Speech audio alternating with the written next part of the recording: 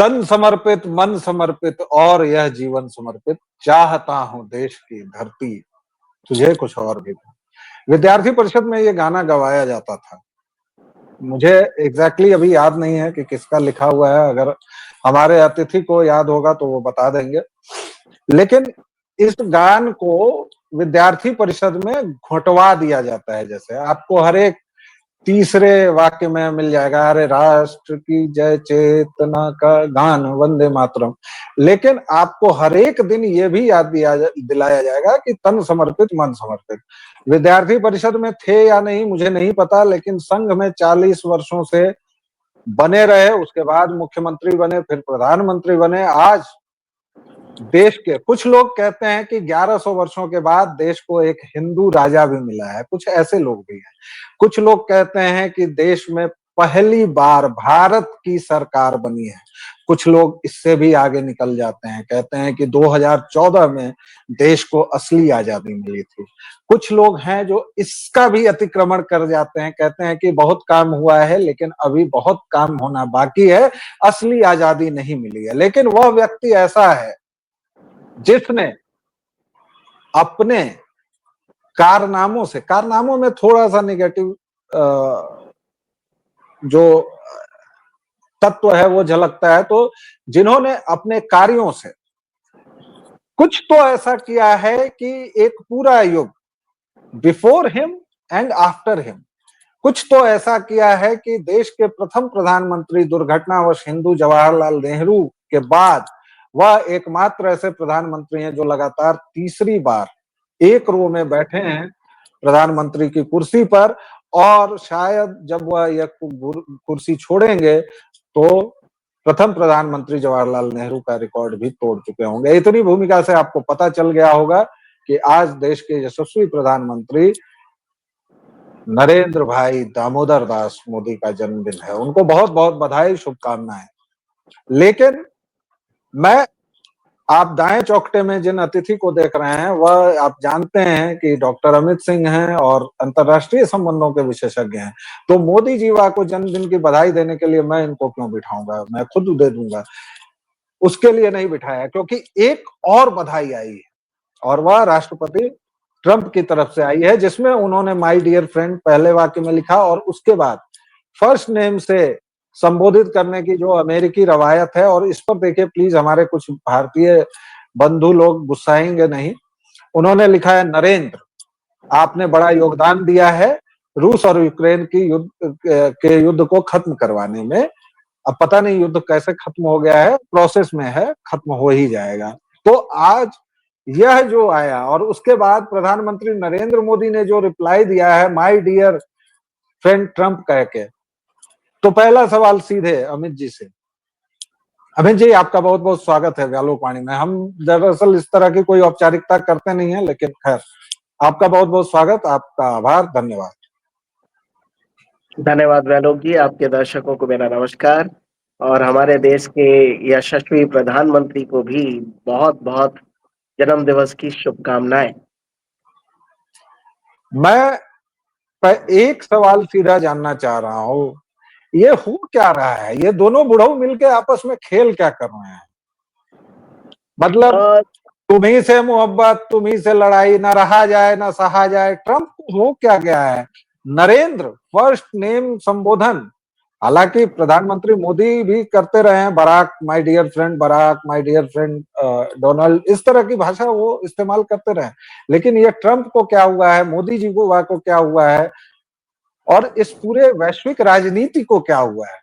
जी धन्यवाद व्यालोक जी, क्योंकि आपने आज के कार्यक्रम की शुरुआत संगठन के गीत से की, तो हमें भी एक गीत याद आ रहा है, संगठन गढ़े चलो सुपंथ पर बढ़े चलो, भला हो जिसमें देश का वो काम तुम किए चलो। तो ये गाना हम लोगों को भी बचपन से घुटाया गया। और अगर आज हम जिस व्यक्ति विशेष के बारे में बात कर रहे हैं, आज उनका जन्मदिन भी है, तो मुझे लगता है कि इस गाने की नरेंद्र मोदी जी ने इस गाने को चरितार्थ किया है कि भला हो जिसमें देश का वो काम तुम किए चलो। तो वो एक ऐसी चीज है जिसके माध्यम से जो आपने पहला प्रश्न पूछा, मुझे लगता है ये बिल्कुल उसमें साफ तौर पे नजर आता है, क्योंकि नरेंद्र मोदी 2014 में प्रधानमंत्री बने और भारत की भलाई के लिए जो कृत्य हो सकते थे उन्होंने वो सारे करने की कोशिश की और अभी भी उसी राह पर है और उनका जो विजन है वो बहुत बड़ा है। और इसी वजह से उन्होंने जो पहला विजन रखा, आत्मनिर्भर भारत बाय 2047, कि जब भारत के 100 साल आजादी के पूरे हो जाएंगे तो हमें कहीं ना कहीं आत्मनिर्भर बन जाना है, किसी भी बड़ी शक्ति पर डिपेंड नहीं रहना है, जो कि पिछले कई सालों में ऐसा नजर आया। और उसी की कोशिश, क्योंकि आज वो तीसरी बार लगातार प्रधानमंत्री बनकर आए हैं और 2014 से लेके अभी तक उनकी सारी विदेश नीति, आर्थिक नीति या राष्ट्र नीति में कंटिन्यूटी और चेंज नजर आता है। तो उनके बर्थडे पर ट्रंप ने तो उनको विश किया ही है और जिस तरह से नरेंद्र को उनके पहले नाम से उनको संबोधित किया, तो ये दिखाना चाहते हैं कि मेरे संबंध भारत के साथ बहुत अच्छे हैं, नरेंद्र मोदी के साथ अच्छे हैं, क्योंकि वो अब ये जान चुके हैं, क्योंकि पिछले कुछ दिनों में जिस तरह से टैरिफ बाजी उन्होंने की और पूरे विश्व पर टैरिफ इम्पोज किया, उसमें भारत पर भी किया और भारत के ऊपर ही उन्होंने ठीकरा फोड़ा कि आप उनसे रशिया से तेल ले रहे हैं, इसलिए युद्ध अभी तक चल रहा है। लेकिन भारत ने आईना दिखाया, बोला सिर्फ हम ही नहीं, चाइना भी तेल ले रहा है और यहाँ तक कि अमेरिका और यूरोप के सारे बड़े मुल्क अच्छा खासा व्यापार रशिया से कर रहे हैं और इसलिए ये युद्ध चल रहा है। हमारे को आप एक्यूज नहीं कर सकते हैं।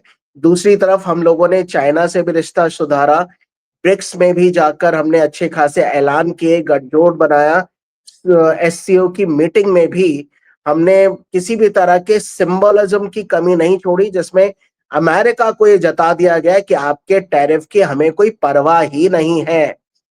भारत जब नरेंद्र मोदी जी को मिला था 2014 में, तो हम लोग विश्व की 10वीं अर्थव्यवस्था पर के पायदान पर थे और आज हम चौथी पायदान पे और जल्दी ही मुझे लगता है साल खत्म होते होते भारत तीसरी अर्थव्यवस्था विश्व की बन जाएगा। तो भारत आज एक इम्पोर्टेंट बाजार के रूप में है।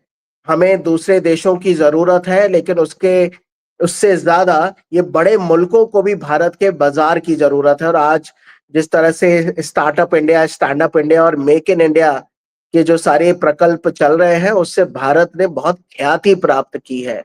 तो मुझे लगता है कि भारत की जो कूटनीति रही, उसके सामने अमेरिका झुका है और उसी वजह से जी ट्रंप ने नेटो को भी फरियाते हुए बोला है कि जी आप रशिया के साथ व्यापार कम कीजिए, तब जाके ये युद्ध बंद होगा। उन्होंने ये भी बोला कि जल्दी ही भारत के साथ उन्होंने नरेंद्र मोदी जी को सिर्फ विश ही नहीं किया है, उन्होंने भारत का जो योगदान है इस पूरे रशिया यूक्रेन क्राइसिस में उसको भी सराहा है, क्योंकि जो नोबल नोबल पीस प्राइज की कमेटी है, उन्होंने भी गाहे बगाहे ये हिंट दिए हैं कि नरेंद्र मोदी जी भी सबसे आगे नोबल पीस प्राइज के कंटेंडर हैं। यहाँ तक कि करीब 28 मुल्कों ने उनको सबसे बड़े अपने राष्ट्रीय सम्मान से नवाजा है। उनमें 60% से ज्यादा मुस्लिम आबादी के मुल्क आते हैं जिन्होंने मोदी जी का सम्मान किया है। और आज ये बात होना लाजमी है, क्योंकि उनका बर्थडे है, तो थोड़ा बहुत महिमा मंडन हम लोगों को भी करना चाहिए। ये ऐसा राहुल गांधी जी को लगेगा कि उनका महिमा मंडन हो रहा है, जबकि ये सारी सच्चाई है। अमेरिका भारत के आगे झुका है, इसलिए नरेंद्र मोदी जी की तारीफ हो रही है। ग्लोबल अप्रूवल रेटिंग ट्रंप की बहुत नीचे आई है, नरेंद्र मोदी जी की 75% के आसपास चली गई है, जो कि अब तक के इतिहास में ग्लोबल अप्रूवल रेटिंग सबसे ज्यादा किसी नेता की है। तो मुझे लगता है भारत बिल्कुल सही जगह पे चल रहा है। नरेंद्र मोदी जी भला हो जिसमें देश का वो काम करते जा रहे हैं, संगठन को जी गढ़ते जा रहे हैं, इसलिए जी चारों तरफ उनका डंका बज रहा है और अब ट्रंप भी बजाएंगे, क्योंकि जी भारत को दरकिनार करके अमेरिका का डीप स्टेट भी ये ज्ञान पा रहा है कि भारत को अगर साथ नहीं लिया तो ब्रिक्स की इकोनॉमी आपस में मिलकर भारत के नेतृत्व में अमेरिका का हेजेमनी को खत्म कर देंगे। तो मुझे लगता है इस बदले हुए सुर के कई मायने हैं जो ट्रंप जी अब लगा रहे हैं, इसलिए तारीफें भी कर रहे हैं। जी जी। और अमित जी, मुझे लगता है कि एक तो तकनीकी क्रांति को हम लोग धन्यवाद दें, या फिर दुनिया जिस तरह से एक फोन में सिमट के रह गई है कि भाई निकारागुआ में कोई व्यक्ति एक वीडियो बनाता है और वो अगर मैं भारत में वायरल होते देखता हूँ, कई सारे हिंदी भाषी लोग जो अलग अलग नस्लों के अभी हम लोगों को दिख रहे हैं, वो सब तो तकनीक का है। लेकिन क्या हमने कभी ऐसा वक्त सोचा था जब हमारे प्रधानमंत्री दिखावे को मनमोहन होते थे और असली प्रधानमंत्री एंटोनियो मायनो होती थी? तो कभी हमारे प्रधानमंत्री को देहाती औरत कह दिया जाता था, कभी शर्म अल शेख में उनसे वैसे बयानों पर साइन ले लिए जाते थे जिससे भारत की पूरी कूटनीतिक फेलियर सामने सामने दिखती थी। मैंने 2014 में एक आर्टिकल लिखा था जब नरेंद्र भाई दामोदर दास मोदी ने शपथ ली थी, और मैंने उसमें अंतिम वाक्य यही लिखा था कि धन्यवाद नरेंद्र मोदी, आपने देश की राजनीति को इतना रोचक बना दिया है।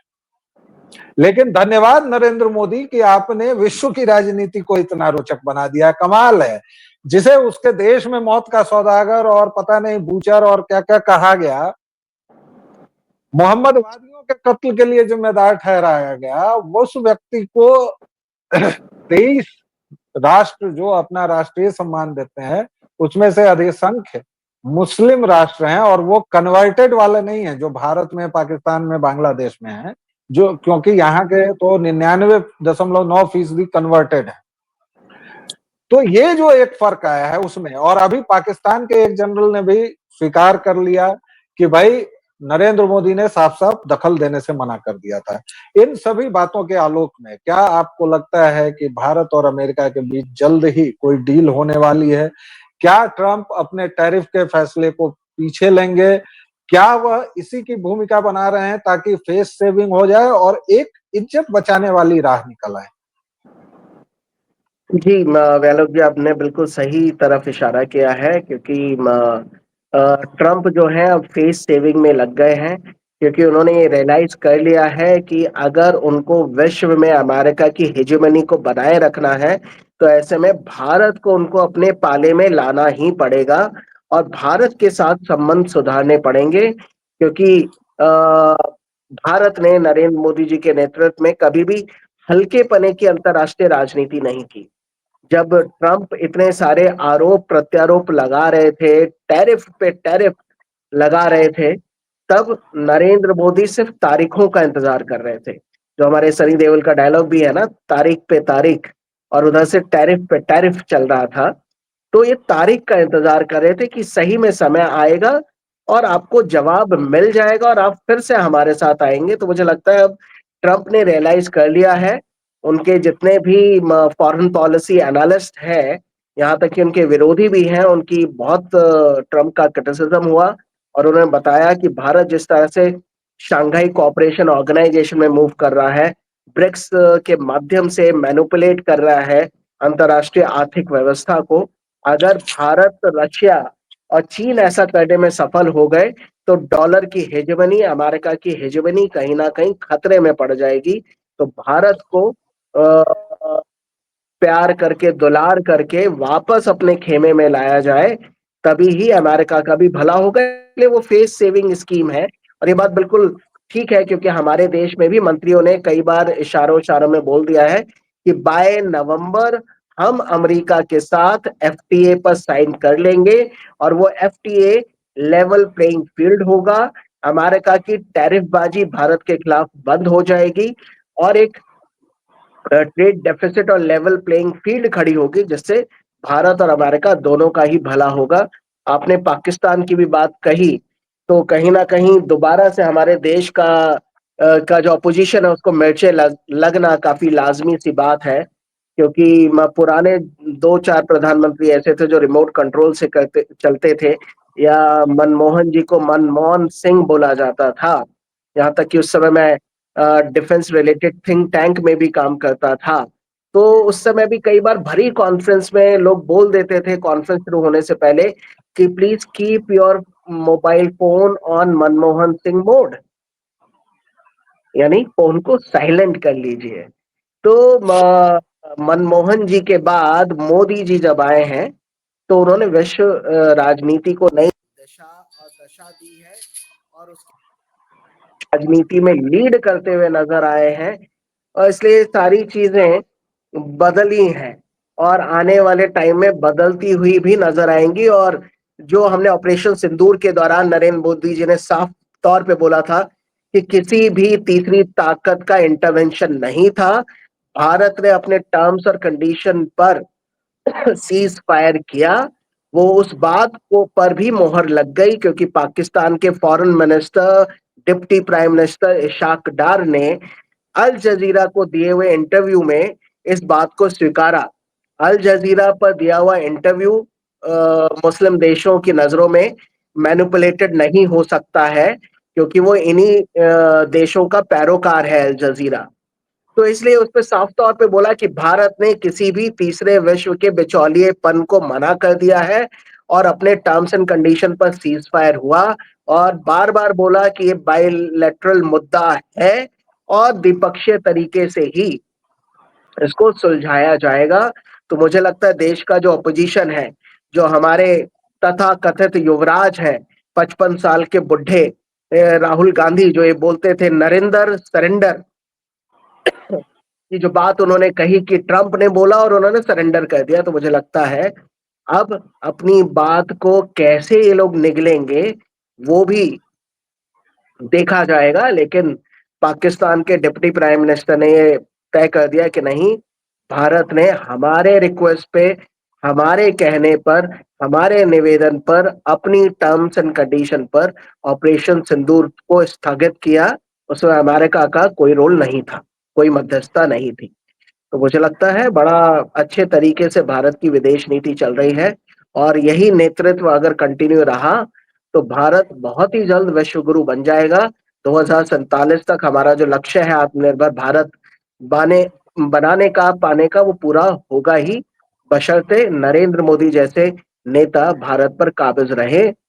दोयम दर्जे के नेता राहुल गांधी अगर आएंगे तो भारत में नेपाल, बांग्लादेश या श्रीलंका जैसे हालात हो जाएंगे।